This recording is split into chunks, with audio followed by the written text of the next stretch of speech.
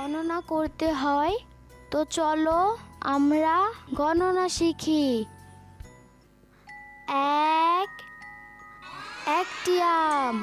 কটা আম? এক, এখন কটা? আগে এটা দেখ। দুই, কটা হলো? দুইটি কাঠবিড়ালি। দুটো কি? এক, এখন কটা দেখাচ্ছে? দুই, তিন, তিনটি আপেল। তাহলে এটা কটা হলো? তিনটে আপেল তো।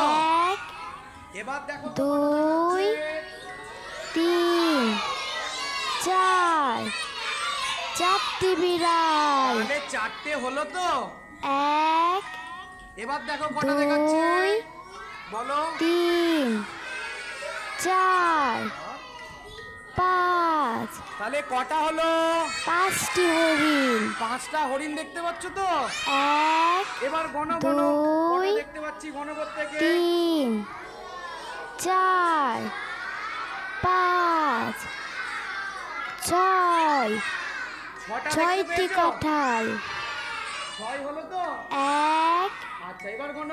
দুই, তিন, চার, পাঁচ, ছয়, সাত। সাত, তাহলে কটা হলো? সাতটি খরগোশ। ফুটবল। এক, আচ্ছা এবার দেখি তো। দুই, তিন, চার, পাঁচ, ছয়, সাত, আট, আটটি প্রজাপতি।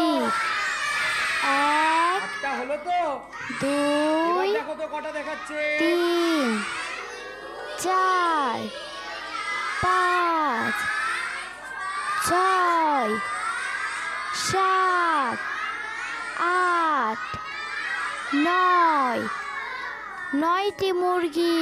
হলো। এক, নটা হলো।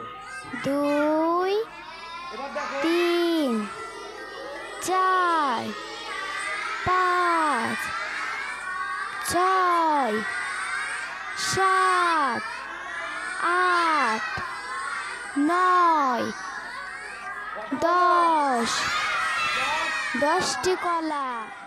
নমস্কার, আমি সৌরদীপ জানা।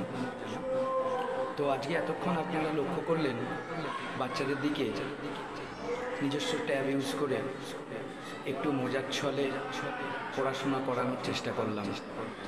তথাকথিত পড়াশোনা, চক ডাস্টারের পড়াশোনা এ তো আমরা সবাই করি, কিন্তু বর্তমান যুগের সঙ্গে তাল মিলিয়ে আধুনিকত্বকে ছোঁয়া লাগিয়ে আমরা যদি একটু মজাদারভাবে তাদের সামনে উপস্থাপন করতে পারি, তাহলে আমার মনে হয় তারা পড়াশোনার জন্য যে ভয়ভীতিটা তাদের মধ্যে কাজ করে সেটাকে আমরা দূর করতে পারবো।